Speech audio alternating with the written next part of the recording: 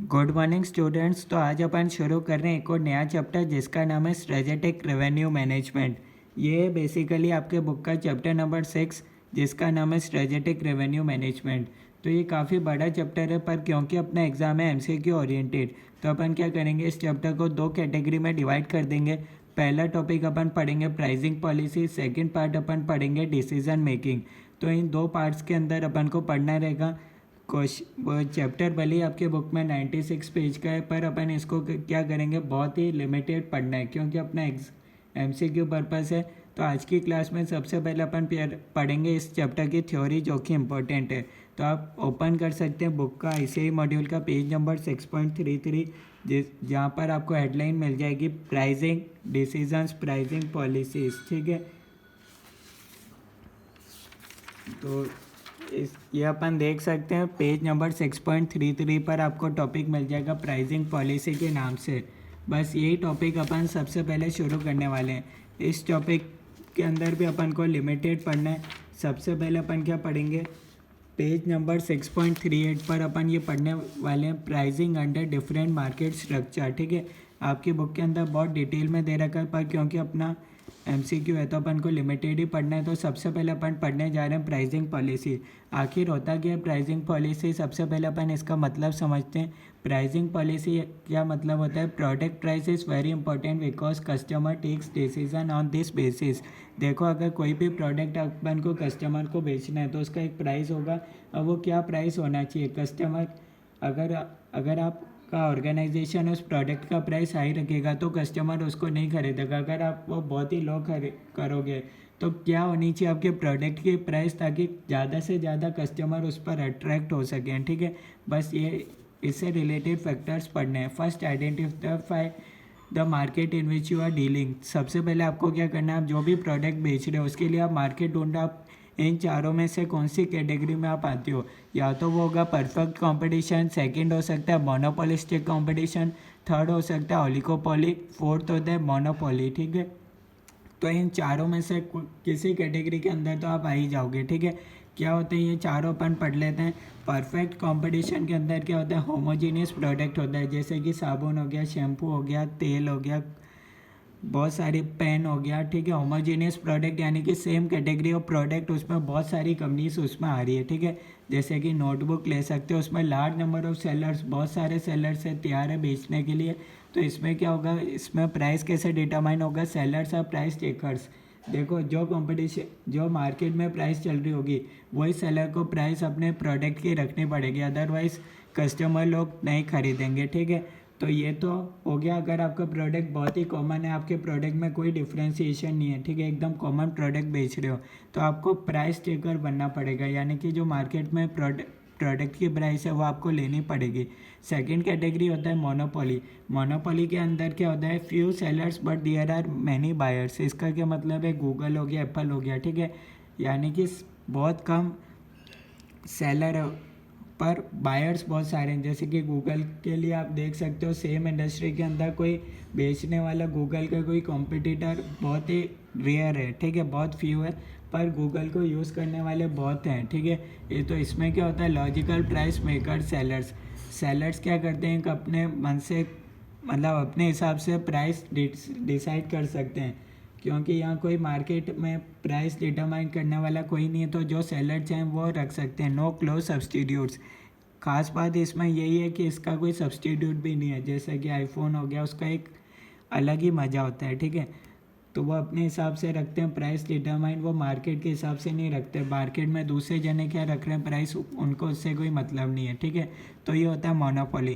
Third होता है monopolistic competition. Monopolistic competition क्या होता है, परफेक्ट कंपटीशन प्लस मोनोपोली, दोनों को मिलाकर बनता है मोनोपोलिस्टिक कंपटीशन। इसका क्या मतलब है, परफेक्ट कंपटीशन में से अपन लेते हैं जैसे कि large number of sellers, monopoly में से लेते हैं आपके प्रोडक्ट में कोई डिफ्रेंशिएशन है। एग्जांपल लेते हैं जैसे कि सेम कॉफ़ी, मार्केट में कॉफ़ी बहुत सारे जने बेचने वाले हैं, पर उसी कॉफ़ी को अगर स्टारबक्स बेच रहा है तो उसका एक अलग ही डिफ्रेंशिएशन है, वो उनका अलग ही स्टाइल है बेचने का। ठीक है, मैकडोनल्ड हो गया, उसमें बहुत सारे लोग हैं, डोमिनोज हो गया, बहुत सारे लोग पिज़्ज़ा बेच रहे हैं। पर उनका एक अलग ही स्टाइल है, उनका एक अलग ही डिफ्रेंसिएशन है, एक अलग ही स्वाद है, ठीक है। तो इसको बोलते हैं मोनोपोलिस्टिक कंपटीशन। फोर्थ आता है ओलिगोपोली। ओलिगोपोली क्या होता है? मार्केट कैप्चर बाय सम सेलर्स, यानी कि कुछ लोगों ने पूरा मार्केट कैप्चर कर रखा है। जैसे कि आप देख सकते हो जियो और एयरटेल ने पूरा मार्केट को कैप्चर कर रखा है। आज आप इस इंडस्ट्री में आना चाहो, आ ही नहीं सकते, ठीक है। जोमेटो, स्विगी देख सकते हो, अमेज़ॉन, फ्लिपकार्ट देख सकते हो। हाँ, दूसरे जने भी होंगे, पर आज की तारीख में कोई नया प्लेयर एंटर नहीं कर सकता, ठीक है। यानी कि यहाँ एंट्री एंड एग्जिट बैरियर्स है, क्योंकि अगर कोई भी नया प्लेयर आएगा इस इंडस्ट्री के अंदर तो ये लोग अपनी कोको कोला, पेप्सी, इसका एक और एग्जांपल है, ये लोग क्या करते हैं, अपनी प्राइस को एकदम रिड्यूस कर देते हैं जैसे कोई नया प्लेयर मार्केट में आता है। तो वैसे ही वो नया प्लेयर चला जाता है मार्केट से तो ये अपनी वापस प्राइस बढ़ा देते हैं। और सेम हो गया, अगर जियो प्राइस बढ़ाता है तो एयरटेल भी प्राइस बढ़ा देता है, यानी कि इसमें इंटर डिपेंडेंस है। अगर एक प्राइस कम करता है तो दूसरा भी डिस्काउंट दे देता है। तो ये अपन ने सबसे पहले 4 कैटेगरीज ऑफ मार्केट पढ़े, ठीक है। Pricing under different market structure अपन ने पढ़ा। उसके बाद अपने पास नेक्स्ट टॉपिक आता है strategy in oligopoly.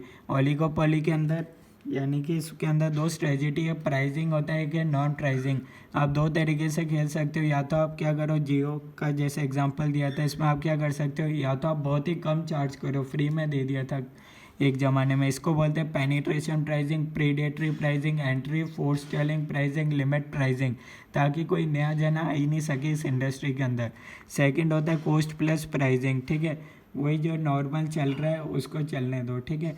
Non pricing के हिसाब से भी आप डिफ्रेंसिएशन कर सकते हो, जैसे कि जियो क्या क्वालिटी देता है, ठीक है। आज तक ऐसी क्वालिटी उससे पहले किसी और ने नहीं दी थी। बाय 1 गेट 1 फ्री हो जाता है कई बार, रिलायंस के स्टोर में आपने देखा होगा। इतने की शॉपिंग करोगे तो आपको वो मिल जाएगा, ठीक है। तो उसके बाद अपने पास नेक्स्ट टॉपिक आता है जिसको बोलते हैं अपन principles of product pricing. Principles of product pricing में अपन को 2 टॉपिक पढ़ने, एक होता है प्राइस कस्टमाइजेशन और एक होता है प्राइस सेंसिटिविटी।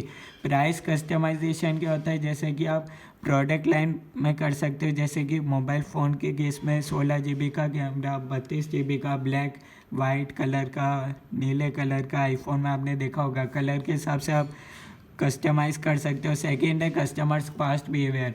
अगर मान लो जैसे कि ये बहुत होता है, अगर डीमार्ट क्या करता है, अगर एडवांस पेमेंट करता है तो उसको सप्लायर से बहुत हैवी डिस्काउंट मिल जाता है, तो इसके बेसिस पर भी उनको एक डिस्काउंट मिलता है ताकि वो प्रॉफिट अच्छा कमा सकते हैं। डेमोग्राफी इसके बेसिस पर क्या हो सकता है, जैसे कि नेटफ्लिक्स क्या करता है, अगर उसमें आप स्टूडेंट आईडी से वेरीफाई करो तो आपको क्या मिलेगा, डिस्काउंट मिल जाएगा।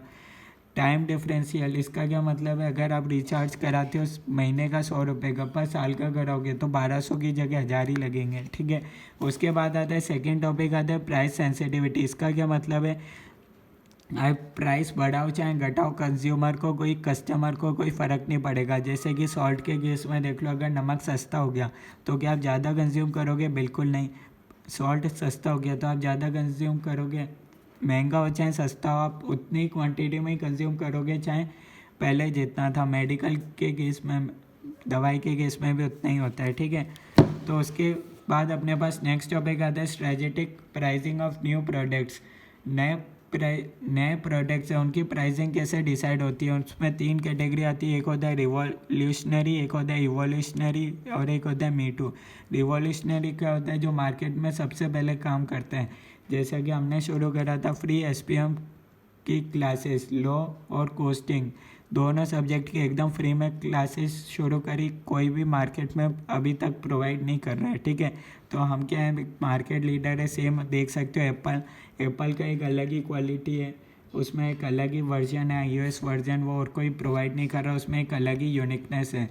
तो इसके एग्जांपल 2 ऑलरेडी मैंने दे चुका, हमारा चैनल आप देख सकते हो, जो फ्री में प्रोवाइड कर रहा, मार्केट में और कोई फ्री में प्रोवाइड नहीं कर रहा। इवोल्यूशनरी क्या होता है, upgraded version of revolutionary product. कोई अपग्रेडेड वर्जन, उससे थोड़ा मिलते जुलते में कोई करे रिवोल्यूशनरी प्रोडक्ट से रिलेटेड, जैसे कि सैमसंग ने कॉपी करा था बहुत। जैसे कि अगर एप्पल के फ़ोन महंगे थे तो सैमसंग ने भी अपने फ़ोन महंगे कर दिए, महंगे 1.5 लाख का फ़ोन लॉन्च करा। उसमें क्या था वो आप देख सकते हो, वो मोड़ने का था, फ्लिप करने का था, ठीक है। उसके बाद आता है मी टू। मी टू क्या होता है, एकदम कॉपी प्रोडक्ट। जैसा कि आपने बनाया पहला प्रोडक्ट, ओप्पो वीवो करते हैं, ठीक है, मार्केट फॉलोअर। कोई अगर हमारी को देख कर कोई फ्री में क्लास प्रोवाइड करता है तो उसको बोलते हैं मार्केट फॉलोअर, ठीक है। कोई सेम चीज़ को कॉपी कर रहा है प्रोडक्ट। उसके बाद अपने पास नेक्स्ट टॉपिक आता है, पेज नंबर आप 6.45 पर देख सकते हैं, जिसका नाम है प्राइस अडेप्टेशन। प्राइस अडेप्टेशन में दो कैटेगरी आती है, एक होता है प्राइस स्कीमिंग और एक होता है पेनिट्रेशन प्राइसिंग। प्राइस स्कीमिंग क्या होता है, एकदम मलाई जैसे ही प्राइस, यानी कि आईफोन की प्राइस देख सकते हो जहाँ डिमांड होती है इनलास्टिक, यानी कि अगर आप प्राइस बढ़ाओ चाहे घटाओ तो भी कोई फ़र्क नहीं पड़ेगा, कस्टमर्स जितने पहले ख़रीद रहे थे आपका प्रोडक्ट उतना ही करेंगे, ठीक है। तो यहाँ अगर आईफोन का एक सबसे बढ़िया एग्जांपल है पेनिट्रेशन प्राइसिंग में क्या होता है, पार्ले जी शुरू में लो प्राइस रखो ताकि आप पूरे मार्केट को ही कैप्चर कर लो। पार्ले जी इसका एग्जांपल है। डिमांड यहाँ होती है इलास्टिक, यानी कि अगर आपने प्राइस गलती से बढ़ा दी पार्ले जी ने तो उसकी डिमांड बहुत ज़्यादा कम हो जाती है, ठीक है। उसके बाद अपने पास नेक्स्ट टॉपिक आता है प्राइसिंग फॉर एग्जिस्टिंग प्रोडक्ट्स, ठीक है। यानी कि अभी तो अपन ने नए प्रोडक्ट में देखा था कैसे प्राइसिंग डिसाइड करनी चाहिए। उसके बाद अगर आपका कोई एग्जिस्टिंग प्रोडक्ट है उसमें कैसे आपको प्राइसिंग डिसाइड करनी चाहिए, उसके लिए 4 फैक्टर्स है, competition, cost based, value based और साइकोलॉजिकल। सबसे पहले शुरू करते हैं साइकोलॉजिकल। साइकोलॉजिकल क्या होता है, इसको बोलते हैं बाटा प्राइसिंग, क्योंकि इसको शुरू करा था इंडिया के अंदर बाटा कंपनी ने। इसके अंदर क्या होता है साइकोलॉजिकल प्राइसिंग में, जैसे कि आप 1000 का कोई प्रोडक्ट बेच रहे हो तो 1000 में सेल नहीं करके आप उसको 999 में सेल कर रहे हो, इसको बोलते हैं साइकोलॉजिकल प्राइसिंग। उसके बाद अपने पास आता है कंपटीशन। कंपटीशन में दो इसको सब डिवाइड करते हैं, एक होता है गोइंग रेट प्राइसिंग और एक होता है sealed bid pricing. Going rate pricing में क्या होता है, जो आपके कॉम्पिटिटर्स चार्ज कर रहे हैं वही आप भी चार्ज करो तो उसको बोलते हैं गोइंग रेट प्राइसिंग। अगर आप कॉम्पिटिटर से ज़्यादा चार्ज कर रहे हो तो उसको बोलते हैं प्रीमियम प्राइसिंग, उससे कम चार्ज कर रहे हो उसको बोलते हैं डिस्काउंट प्राइसिंग। उसके बाद सेकंड कैटेगरी आती है इसमें सील्ड बिड प्राइसिंग। ये जनरली रोड बनाने में टेंडर्स वगैरह में होता है, ठीक है। जैसे कि गवर्नमेंट टेंडर्स, आपने गवर्नमेंट डैम्स देखा होगा, गवर्नमेंट ब्रिजेस देखा होगा, उसमें होता है। उसमें क्या होता है, गवर्नमेंट क्या करते हैं, इनवाइट करता है टेंडर्स लोगों से एक एनवलप के अंदर, उसमें सब लोग अपना बता देते हैं कॉस्ट हमारा इतना रहेगा, क्वालिटी इतना रहेगा, टाइम रहेगा। गवर्नमेंट को लगता है जो सबसे बेस्ट रहेगा उसको मिल जाता है बिड, ठीक है। तो बिड लगाई जाती है एक चीज़ को बनाने के लिए, इसको बोलते हैं सील्ड बिड प्राइसिंग, ठीक है। एकदम सील एनवलप के अंदर पैक होता है, दूसरे कॉम्पिटिटर्स को पता नहीं चलता है। उसके बाद नेक्स्ट कैटेगरी आता है कॉस्ट बेस्ड। कॉस्ट बेस्ड के अंदर दो कैटेगरी आती है, एक होता है कॉस्ट प्लस मार्कअप, एक होता है टारगेट रेट ऑफ रिटर्न। ध्यान से सुनना, इसका क्या मतलब है। कॉस्ट बेस्ड का मतलब क्या है, आप वो प्राइसिंग के अंदर आप फिक्स्ड कॉस्ट, वेरिएबल कॉस्ट तो चार्ज कर ही रहते हैं, प्लस साथ में आप डेप्रिसिएशन भी चार्ज कर लेना। यानी कि अगर आपके मान लो ये आपने 10 करोड़ की मशीन खरीदी, अब आपको पता है ये सिर्फ 10 साल ही चलेगी, तो उसके हिसाब से आप इसको डिवाइड कर दो, 10 करोड़ डिवाइडेड बाय 10, उसको आप divided by number of units produce जितने आप कर रहे हो उसमें डिवाइड कर देना, ताकि आप 10 साल बाद आपको नई मशीन खरीदने पड़े तो आपके पास कुछ पैसे रहें, ठीक है। या फिर आपको लग रहा है आज एक मशीन आपके पास 1 लाख, हो सकता है फ्यूचर में उसकी प्राइस हो जाएगी 5 लाख, तो आप उस हिसाब से आप कुछ अमाउंट्स आप इसमें चार्ज कर सकते हो divided by number of units produce. तो आप उस हिसाब से अपना चार्ज कर सकते हो अपना वेरिएबल कॉस्ट के साथ ही। तो आप कस्टमर से पहले ही चार्ज करके रखो, ऐसा नहीं है कि आप बाद में नई मशीन खरीदने का टाइम आए तो और आप मार्केट से आउट हो जाए।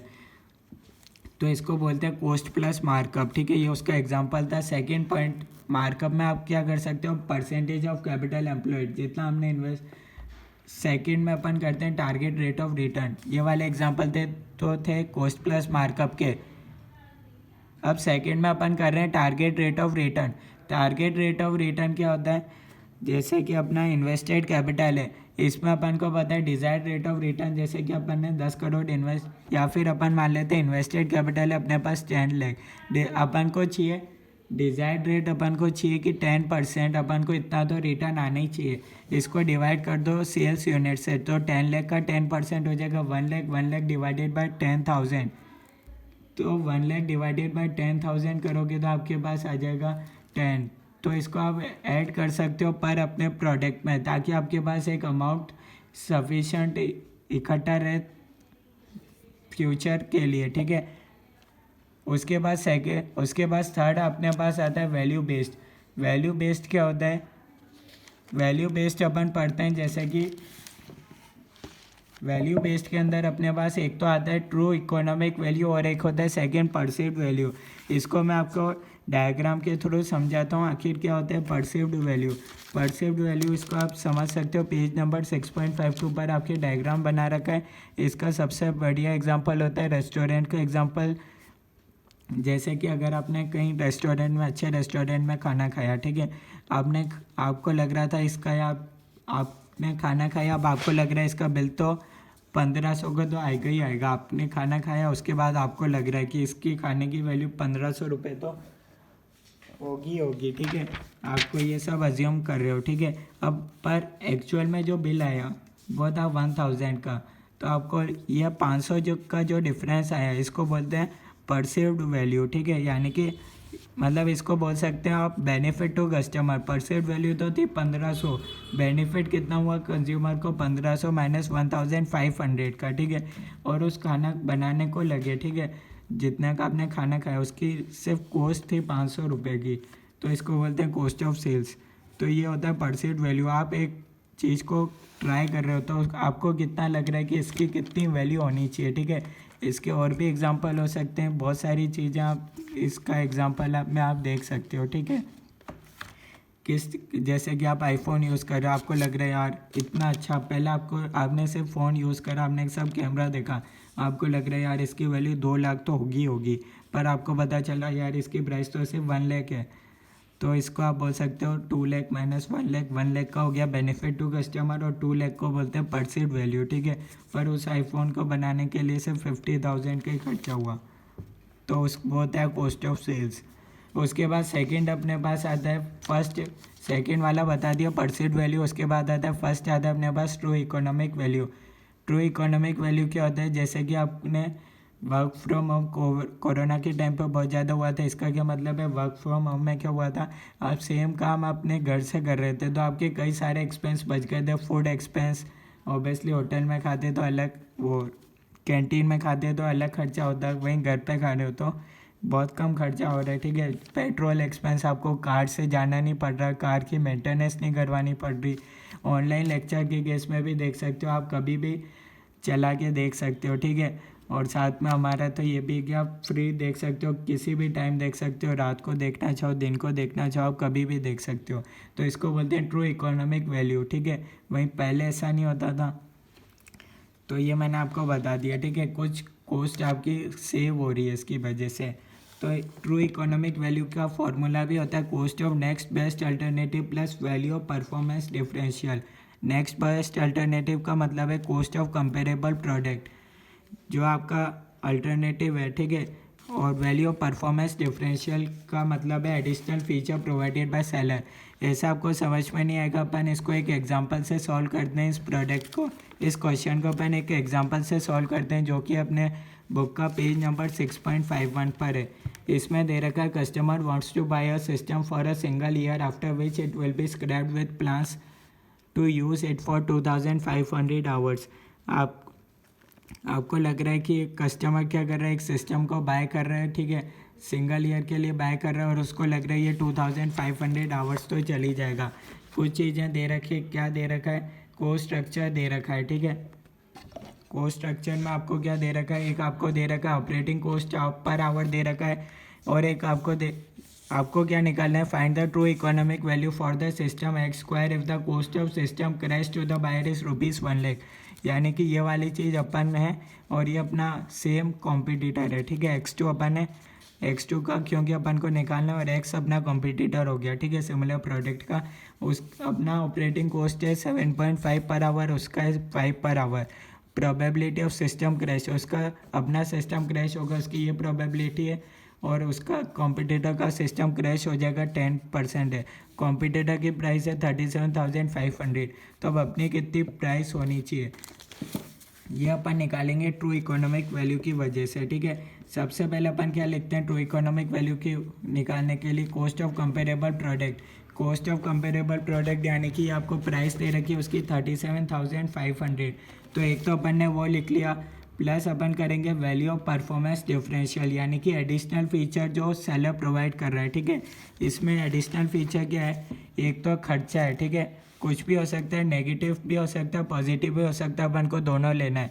ऑपरेटिंग कॉस्ट पर आवर कितना अपना है 7.5, कॉम्पिटिटिव का है 5, यानी कि अपना ज़्यादा है, ठीक है। इसमें 7 पॉइंट, तो इसमें से अपन क्या करेंगे 5 माइनस 7.5 कर देंगे, इसको मल्टीप्लाई कर देंगे per hour. Total number of hours कितने 2500 क्वेश्चन में दे रखा है, इसको माइनस कर देंगे। क्यों? क्योंकि ये अपन ज़्यादा चार्ज कर रहे हैं ऑपरेटिंग कॉस्ट पर आवर, ठीक है। अपने सिस्टम का ज़्यादा ऑपरेटिंग कॉस्ट, तो ये अपने लिए नेगेटिव फैक्टर है, इसको कर देंगे माइनस।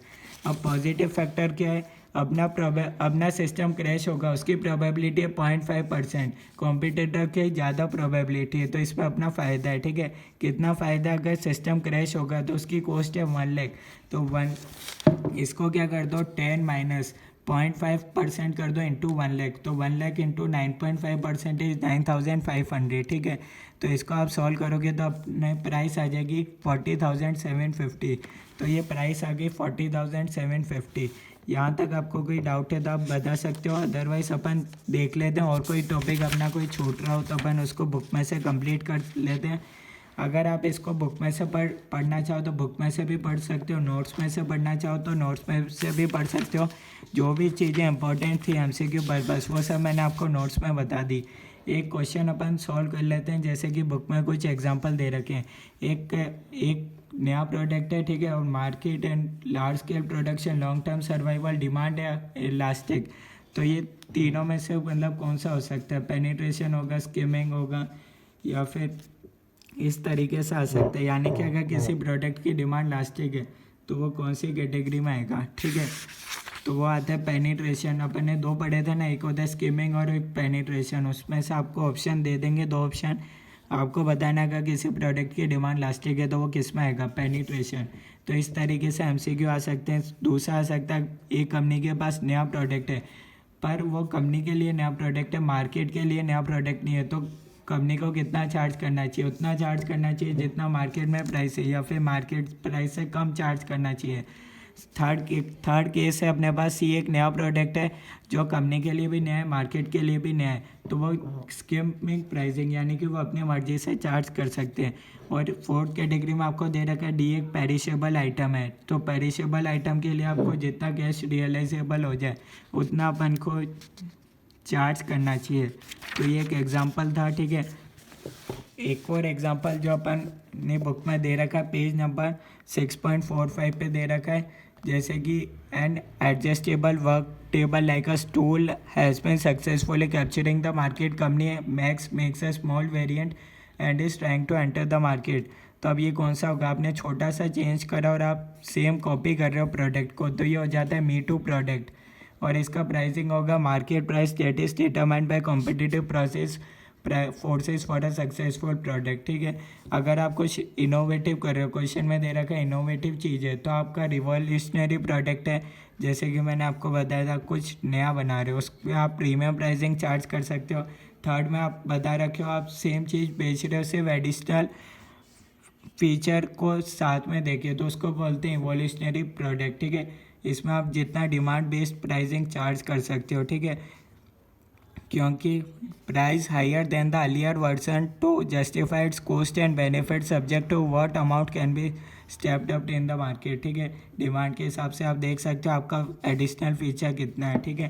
तो ये जो अपन ने पढ़े थे उसके हिसाब से ही एमसीक्यू आ सकते हैं, केस स्टडी में आ सकते हैं। ये जैसे कि अपन ने प्राइस के में पेनिट्रेशन प्राइसिंग पढ़ा था, और क्या अपन ने पढ़ा था, और अपन ने पढ़ा था revolutionary, evolutionary and me to.